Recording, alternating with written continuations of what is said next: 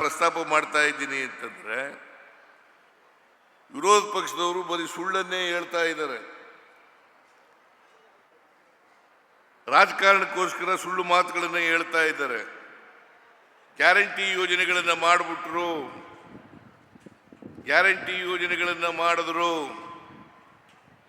ಅದಕ್ಕೋಸ್ಕರ ಮೂಲಭೂತ ಸೌಕರ್ಯ ಕಾಮಗಾರಿಗಳಿಗೆ ದುಡ್ಡಿಲ್ಲ ಸರ್ಕಾರದಲ್ಲಿ ಅಂತಕ್ಕಂಥ ಮಾತುಗಳನ್ನು ಎಲ್ಲ ಕಡೆ ಹೇಳಲಿಕ್ಕೆ ಬಿಜೆಪಿಯವರು ಜೆಡಿಎಸ್ನವರು ಪ್ರಾರಂಭ ಮಾಡಿದ್ದಾರೆ. ಇದು ಅಪ್ಪಟ ಸುಳ್ಳು. ಖಜಾನೆ ಖಾಲಿಯಾಗಿದ್ರೆ, ರಾಜ್ಯ ಆರ್ಥಿಕವಾಗಿ ದಿವಾಳಿಯಾಗಿದ್ರೆ ಇಷ್ಟು 906 ಕೋಟಿ ರೂಪಾಯಿಗಳನ್ನು 906 ಕೋಟಿ ರೂಪಾಯಿಗಳ ಅಭಿವೃದ್ಧಿ ಕೆಲಸಗಳನ್ನು ಜೇವರ್ಗಿ ಒಂದೇ ಒಂದು ಮತಕ್ಷೇತ್ರದಲ್ಲಿ ಮಾಡಲಿಕ್ಕೆ ಸಾಧ್ಯ ಆಗ್ತಿರಲಿಲ್ಲ. ಇದನ್ನ ತಾವೆಲ್ಲರೂ ಕೂಡ ಅರ್ಥ ಮಾಡ್ಕೋಬೇಕು ಅಂತಕ್ಕಂಥ ಮಾತುಗಳನ್ನು ಹೇಳಲಿಕ್ಕೆ ಬಯಸ್ತಾ ಇದ್ದೇನೆ. ಇವತ್ತು ಗ್ಯಾರಂಟಿ ಯೋಜನೆಗಳಿಗೆ ಸುಮಾರು 1,12,000 ಕೋಟಿ ಗ್ಯಾರಂಟಿ ಯೋಜನೆಗಳಿಗೆ ನಾವು ಇಲ್ಲಿವರೆಗೆ ಖರ್ಚು ಮಾಡಿರ್ತಕ್ಕಂಥ ಹಣ 1,12,000 ಕೋಟಿ ರೂಪಾಯಿಗಳಿಗೂ ಹೆಚ್ಚು.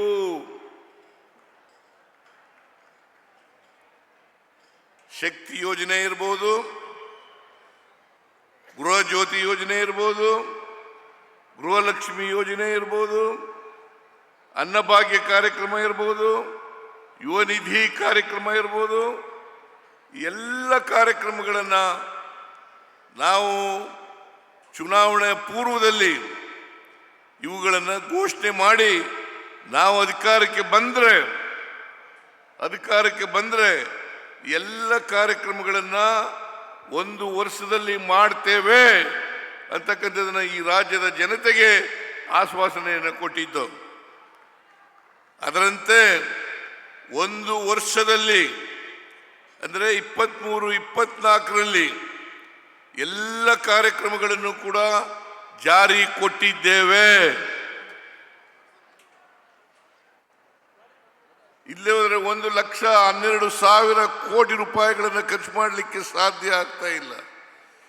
ಇವತ್ತು ನೀವೆಲ್ಲ ಅರ್ಥ ಮಾಡ್ಕೋಬೇಕು, ಯಾವ ಪಕ್ಷ ಅಧಿಕಾರದಲ್ಲಿದ್ದರೆ ಕೊಟ್ಟ ಮಾತಿನಂತೆ ನಡ್ಕೊಳ್ತದೆ, ಯಾವ ಪಕ್ಷ ಕೊಟ್ಟ ಮಾತಿಗೆ ತಪ್ಪುತ್ತದೆ ಅಂತಕ್ಕಂಥದ್ದನ್ನು ಅರ್ಥ ಮಾಡ್ಕೋಬೇಕಾಗ್ತದೆ. ನಾವು ನುಡಿದಂತೆ ನಡೆದಿದ್ದೇವೆ, ಮುಂದೆನೂ ಕೂಡ ಮಾಡ್ತೇವೆ. ಇವತ್ತು ಕಳೆದ ಚುನಾವಣೆಯಲ್ಲಿ 592 ಭರವಸೆಗಳನ್ನು ಕೊಟ್ಟಿದ್ದವು.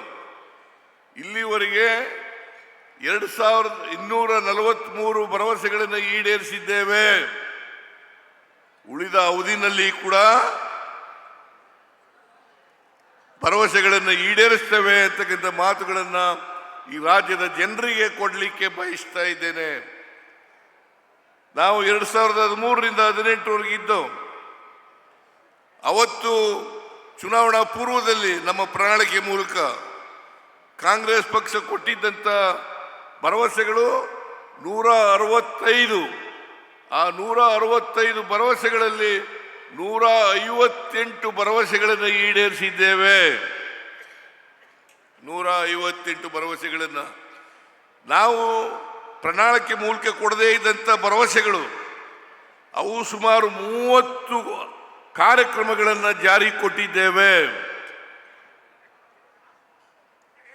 ಅಂದರೆ 188 ಕಾರ್ಯಕ್ರಮಗಳನ್ನು ನಾವು ಜಾರಿ ಕೊಟ್ಟಿದ್ದೇವೆ ಅಂತಕ್ಕಂಥ ಮಾತುಗಳನ್ನು ಹೇಳಲಿಕ್ಕೆ ಬಯಸ್ತಾ ಇದ್ದೇನೆ. 83ರಿಂದ 89 ಅಲ್ಲ, 2013ರಿಂದ 2018ರವರೆಗೆ ನಾವು ಅಧಿಕಾರದಲ್ಲಿ ಇದ್ದಂಥ ಅವಧಿನಲ್ಲಿ ಎಲ್ಲ ಭರವಸೆಗಳನ್ನು ಕೂಡ ಈಡೇರಿಸಿದ್ದೇವೆ. ಈಗ 2.5 ವರ್ಷ ಆಗಿದೆ ನಾವು ಅಧಿಕಾರಕ್ಕೆ ಬಂದು. ಈ 2.5 ವರ್ಷದಲ್ಲಿ ನಾವು ಎಲ್ಲ ಕೊಟ್ಟಂತ ಭರವಸೆಗಳನ್ನು ಈಡೇರಿಸಿದ್ದೇವೆ. ಜೊತೆಗೆ ಗ್ಯಾರಂಟಿ ಯೋಜನೆಗಳನ್ನು ಕೂಡ ಈಡೇರಿಸಿದ್ದೇವೆ. ಆದರೆ ಬಿಜೆಪಿಯವರು 2018ರಿಂದ ಅಧಿಕಾರದಲ್ಲಿ ಇದ್ರು. JDSನವರು, ಬಿಜೆಪಿಯವರು ಅವರು ಸುಮಾರು 600 ಭರವಸೆಗಳನ್ನು ಕೊಟ್ಟಿದ್ರು. 10% ಭರವಸೆಗಳನ್ನು ಕೂಡ ಈಡೇರಿಸಲಿಕ್ಕಾಗಲಿಲ್ಲ. 10% ಭರವಸೆಗಳನ್ನು ಕೂಡ ಈಡೇರಿಸಲಿಕ್ಕಾಗಲಿಲ್ಲ. ಆದ್ರಿಂದ ನಮಗೂ ಅವ್ರಿಗೂ ನಾನು ಹೋಲಿಕೆ ಮಾಡಕ್ಕೆ ಹೋಗಲ್ಲ. ಅವರು ಸುಳ್ಳು ಹೇಳ್ತಾರೆ, ನಾವು ಏನು ಹೇಳ್ತೀವಿ ಅದರಂತೆ ನಡ್ಕೊಳ್ತಕ್ಕಂಥ ಕೆಲಸವನ್ನ ಮಾಡ್ತೇವೆ ಅಂತಕ್ಕಂಥ ಮಾತುಗಳನ್ನು ಹೇಳಲಿಕ್ಕೆ ಬಯಸ್ತಾ ಇದ್ದೇನೆ. ಹೊಸ ತಾಲೂಕುಗಳು ರಾಜ್ಯದಲ್ಲಿ ಘೋಷಣೆ ಆದದ್ದು 63 ತಾಲೂಕುಗಳು. 63 ತಾಲೂಕುಗಳು 2018ರಿಂದ 23ರವರೆಗೆ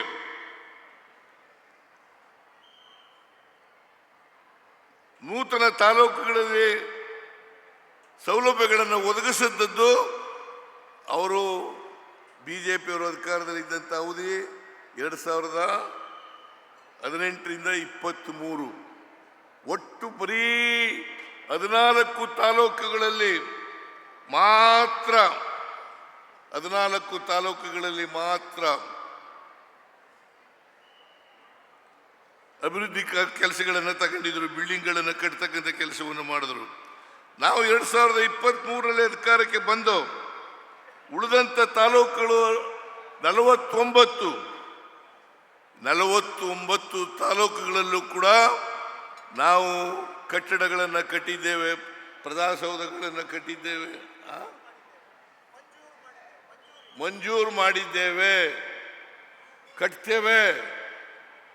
ಮಂಜೂರು ಮಾಡಿದ ಮೇಲೆ ಕಟ್ತೀವಿ ಅಂತಕ್ಕಂಥ ಮಾತುಗಳನ್ನು ಹೇಳಲಿಕ್ಕೆ ಬಯಸ್ತಾ ಇದ್ದೇನೆ.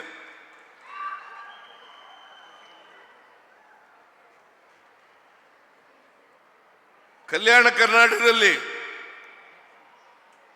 ಮಂಜೂರಾದಂಥ ಹೊಸ ತಾಲೂಕುಗಳು 19.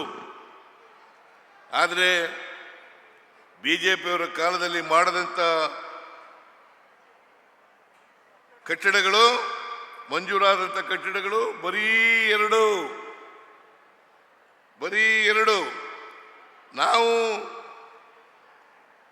ನಾವು ಈಗ ಮಂಜೂರು ಮಾಡಿರ್ತಕ್ಕಂಥ ತಾಲೂಕುಗಳು 17. ಜೊತೆಗೆ ನಾಡ ಕಚೇರಿಗಳನ್ನು ಕೂಡ ಮಂಜೂರಾಗಿರ್ತಕ್ಕಂಥವು 92. ಕಲ್ಯಾಣ ಕರ್ನಾಟಕದಲ್ಲಿ 39. ಇದು ಮೊದಲನೇ ಹಂತ.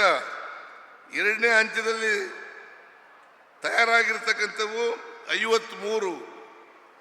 ಆದರೆ